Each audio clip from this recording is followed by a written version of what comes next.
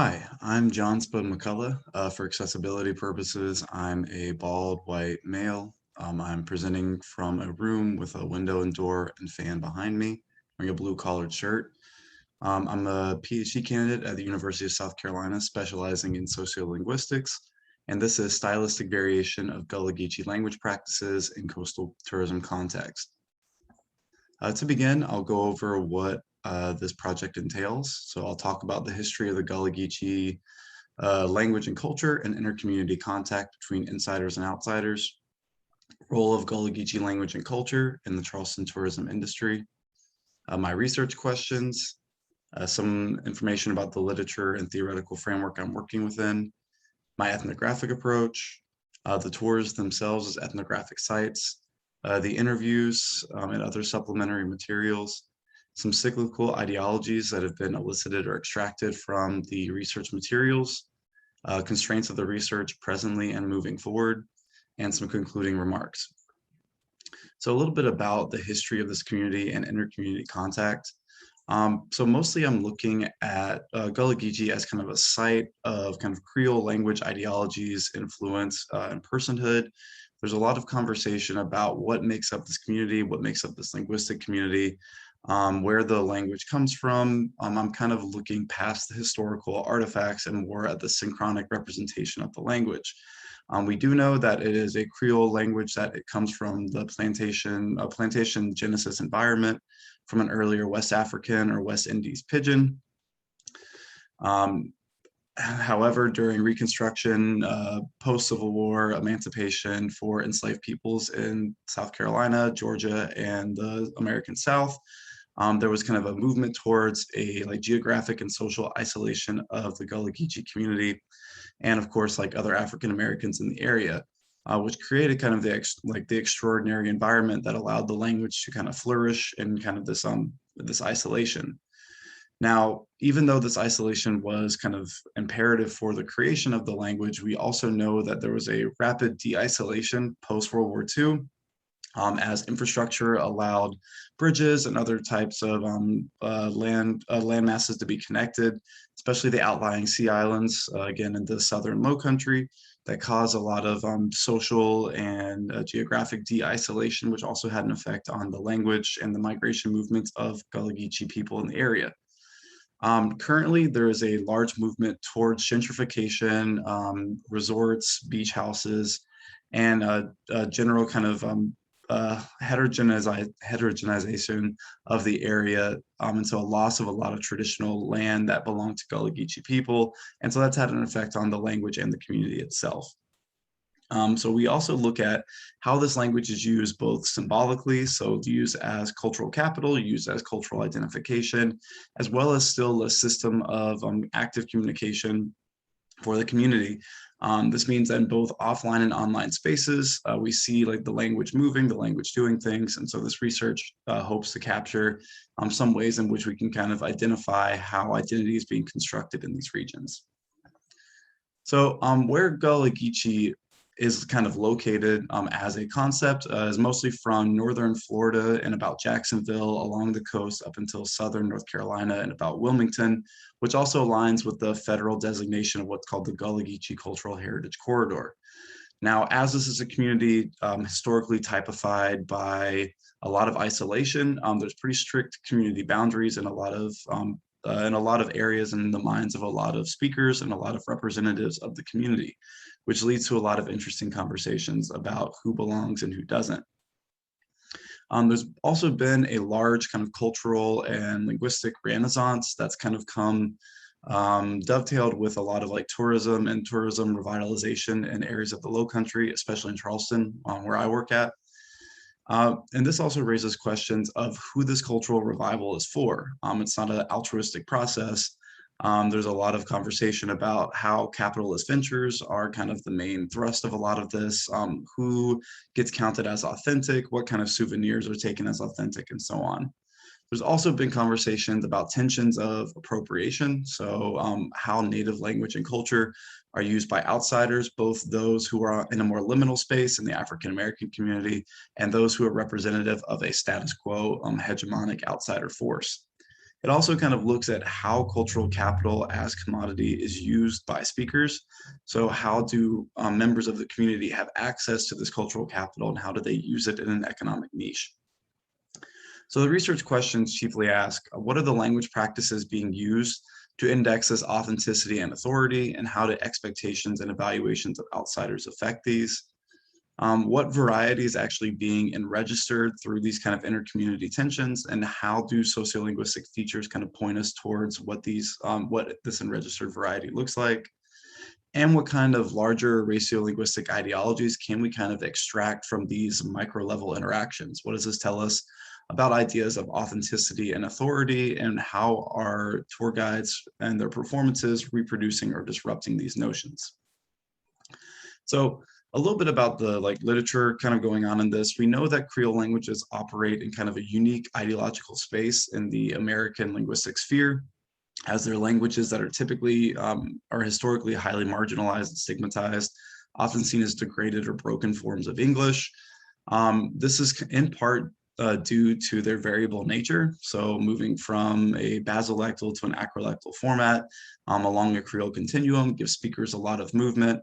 It also gives them a lot of metalinguistic awareness. This is something that's heightened in a lot of marginalized and stigmatized speech communities, especially true in Creole language communities, where speakers can adopt different levels of the Creole continua to index different identities, to index different community demarcations.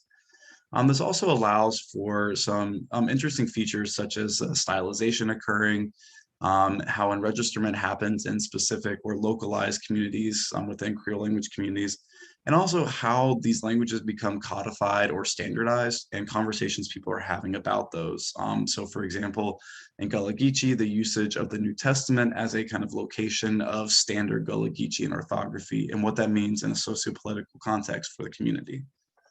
Now, this is pulling from the framework of language ideologies, so erasure, fractal recursivity, iconization, remixization, put forth by Gall and Irvine, but specifically looking at how authenticity, authority, appropriateness, and agency are kind of indexed and often imposed by outside forces. So this is pulling from Rosa and Flores's framework of ratiolinguistics, and looking at how language and race are often co-constructed, not just in the minds of insiders of a speech community, but often and kind of more pervasively by outsiders, and what this means for individuals in a community.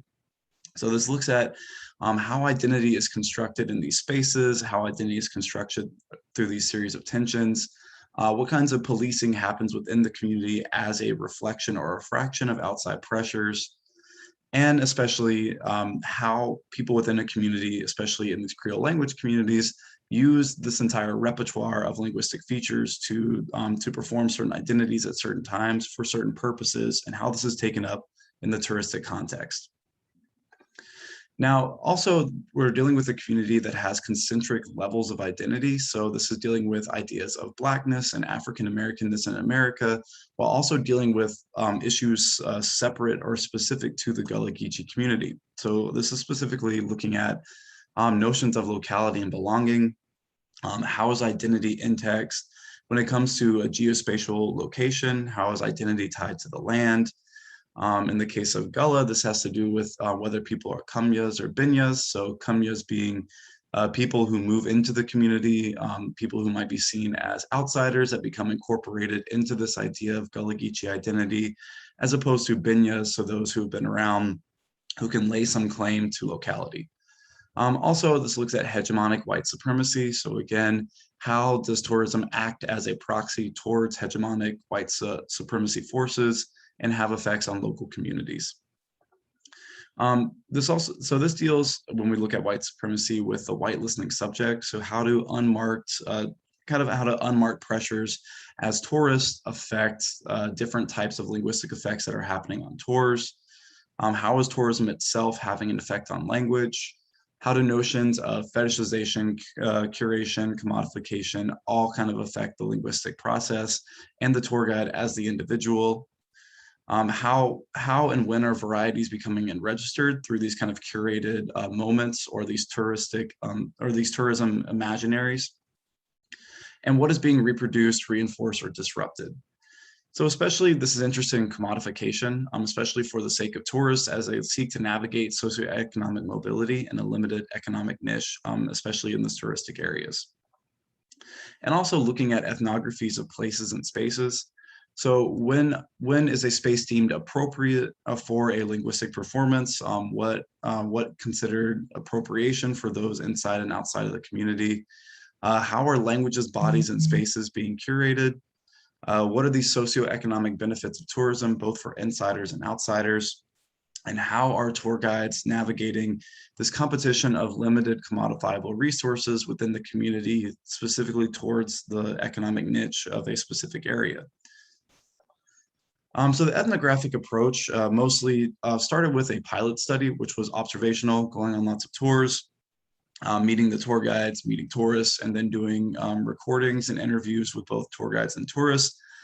This kind of developed into a larger interview series with the tour guides, extracting ideologies about language, about race, about belonging, and also looking at different types of participants, right? So not only looking at tour guides, of which there were 5 main tour guides and then a couple extra ones used as like supplementary kind of backgrounding.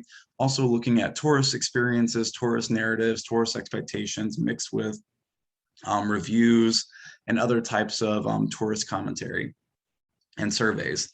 So surveys made up part of the research design and data collection. Again, also a lot of it being ethnographic in nature. So again, mapping out the tours with the tour guides, kind of talking with the visitor center and places like that. And asking, again, questions that kind of try to elicit the ideologies that were being concerned, as well as linguistic features. So here's an example from a tour with Alfonso Brown. And so just really briefly, we can look at a couple things that are happening during this. So we have what happens most commonly during a tour, which is the knowledge sharing model. So these tour guides are acting as intermediary or intercultural liaisons, right? So in this example, Alfonso is introducing a word "ana," which is like the word y'all, second person plural. He introduces its linguistic history, gives a little bit of a contextual situation of it, and then kind of gives it to the audience and expects them to give it back to him to answer his questions and to kind of continue in this call and response conversation. He does this several times throughout the tour, and the other tour guides do as well. This becomes very much a discursive frame. For example, with this knowledge sharing model, there'll also be instances to where he gives something in a basilectal or more heavily accented Gullah frame. So for example, here, he gives a little anecdote about that his granddad told him about 2 hunters with their companion, about a deer. So he'll give this in Gullah, and then he will give it back in English, right? He'll also make these kind of identity delineation claims during these moments, right? So he'll give it in Gullah, and then in kind of a humorous way say, oh, y'all can't understand a word I'm saying. I guess I can't do this tour in Gullah. And so switch back and forth. So it's this call and response and this sharing and transferring of culture and language that kind of acts as like the nexus of these intercultural or intermediary liaisons. So again, a lot of call and response and calling back to information, especially linguistic information he's already given. By contrast, in some moments, there's less of an explicit linguistic knowledge sharing and more of an ideological knowledge sharing. So for example, there's this tour guide, Godfrey K. Hill, who instead of using linguistic performances, uses more of an ideological performance, right? So in this one is comparing and contrasting the visitor center and how the visitor center treats its own website versus its section on African American tourism, the Black experience, looking at identity and nationalism, ideas about African American identity and identity construction in Charleston. So again, tying together these ideologies of nationality, Blackness, of protest and activism, all within kind of the touristic frame, but in a very different way than Alfonso does. So the tours themselves typically have narrative layouts. Tour guides typically hit a lot of the same beats, but there's enough variation within each tour to where you can see like the kind of specific economic, cultural, and social niche that each tour is going for. What's most interesting are the tensions between the tour guides and the tourist interactions. Again, tours come with kind of pre-baked or embedded expectations and evaluations of what's supposed to happen on these tours. And tour guides have to make decisions of how they're going to approach those tensions and approach those expectations and navigate them. Participant roles are occurring all the time during these tours. It's really interesting to see how they emerge over time and how they become embedded, even in the tour itself. So for tour guides, you have them linguistically and discursively indexing and re-indexing and reiterating their authenticity and authority, right? Making claims to locality, making claims to being an authority on the language and culture. Doing this by not only using kind of the basilectal Gullah, but also using the acrolectal kind of high academic register to show that they can talk in an academic way about this stuff as well. So for tourists, we see lots of different participant roles, including knowledge accepting, knowledge affirming, knowledge contesting. Again, just kind of based on the individual tourist experience. For the interviews themselves, there were several emergent themes that were produced. There's a lot of native speaker intuition and native speaker knowledge. So this, I'm looking at meta language, meta discourse, meta pragmatics. Tour guides were very, very adamant about talking about their relationship to the language and how they kind of used it and navigated along this Creole continua and these social registers to do different things with these linguistic performances. There was also a lot of conversation about the ideologies and the evaluations and expectations of the tourists and how they navigated those. Their own placement within the community, which I thought was interesting, even talking with me, an outsider, about how the community makeup is set up, how they were situated or fit into that community, both in a historical and kind of geospatial and cultural context. And the commodification of cultural capital. These are guys who understand that this is their economic or entrepreneurial niche, right? So they understand how they're selling a product, they're selling themselves as a cultural and linguistic kind of liaison. And so what it means for them to use language in these contexts for not only themselves, but also for representatives for the outside community. So giving the community engagement, giving the community exposure, and what this means as a steward or ambassador of the community itself. Also within the tour guide interviews, there was a lot of conscious and unconscious style shifting that was going on, which of course, like as a linguist, was very interesting to me, was looking at how these linguistic performances were kind of being reenacted during the interviews with me as an outsider and giving different moments of identity construction. Tourist interviews were kind of mirror images and folds to a lot of these things. So again, they looked at a lot of these ideologies and expectations and evaluations, but rather they asked more about the perceptions of tourists towards tour guides, and how tour guides were kind of being taken up or perceived by tourists themselves, both before and after the tour, and what tourists were leaving with these knowledge sharing models. So what this kind of shows us is there was like tourism as a proxy for extra community and outside hegemonic pressures. A lot of conversations about when it was appropriate to use Gullah, how Gullah Geechee usage made people sound X or Y, made people sound Black, made people try to sound like they were sounding exotic or local, how these expectations and evaluations were producing kind of a feedback loop where they were kind of, people were coming in with preconceived expectations, which were making tour guides change their performance, which were making tourists have different expectations. So creating this kind of ideological feedback loop, and also creating scenarios where Gullah Geechee tour guides were having kind of curated voices, right? So they were performing a specific type of Gullah Geechee-ness that was used on the tour, but is used differently in outside locations, not on the tour itself. Of course, the research is constrained by the effects of COVID-19. With me being an outsider, there was a lot of conversations kind of with myself about the ways in which I was affecting the research. How was my academic and kind of social and ethnic privilege affecting the audience design and the tours themselves? So what kinds of results can I see from this that are biased by my positioning? And what are my economic and branding effects on the tours? What kind of effects am I having by working with this community? And how do I mitigate any negative effects and boost any beneficial ones? So in conclusion, this really looks at community perception and responses towards a specific kind of niche or this kind of interaction. This enregisterment of tour guide Gullah, this specific variety, how racial-linguistic ideologies are at play here, especially at the larger kind of macro level, and how we can kind of see these instantiated at the local level, how Creole languages are taken up within neo-colonialist and neoliberal hegemonies, what this means for the community, how is language being performed in these specific instances, the purpose and the effect of tours, both for tour guides, insiders, and outsiders, as these kind of inter-community tensions and inter-community spaces. And I would just like to say thank you for the community members, as well as for everyone who's helped me on this journey. Thank you very much.